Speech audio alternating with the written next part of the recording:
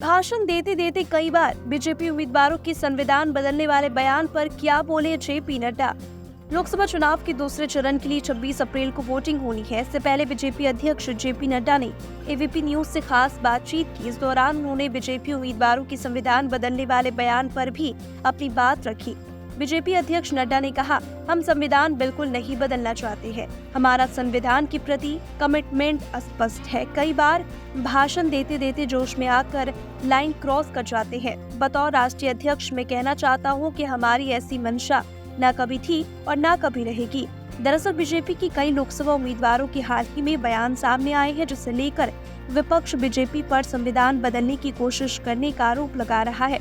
इन आरोपों से जुड़े सवाल पर जेपी नड्डा ने कहा, बिल्कुल नहीं। पीएम मोदी ने भी साफ किया कि मैं क्या बाबा साहेब भी चाहे तो संविधान नहीं बदल सकते। मैंने इन उम्मीदवारों से व्यक्तिगत बात की है। कई बार भाषण देते देते जोश में लाइन क्रॉस हो जाती है, लेकिन हमारी ऐसी कभी मंशा ना रही है, ना कभी ऐसी मंशा रहेगी। कई बार संशोधन आते रहते, लेकिन संविधान की मूल भावना हमेशा वैसी ही रहेगी।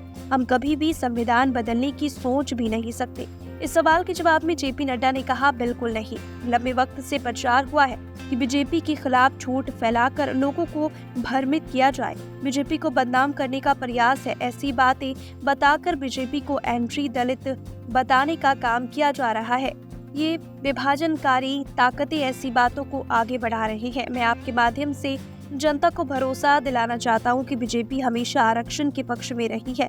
दलितों के पक्ष में जितना काम मोदी सरकार ने किया उतना किसी ने नहीं किया। जब जेपी नड्डा से पूछा गया कि राहुल गांधी कह रहे हैं कि बीजेपी 150 सीटों पर सिमटने वाली है, इस सवाल के जवाब में बीजेपी अध्यक्ष ने कहा, राहुल गांधी को सीरियस कौन लेता है। राहुल गांधी चीज सोच विचार कर बोलते हैं। ऐसा मुझे तो अनुभव नहीं है, न ही उनका पास्ट रिकॉर्ड ऐसा कुछ बताता है। उन्हें जो बताया जाता था वो आगे बढ़ा देते हैं।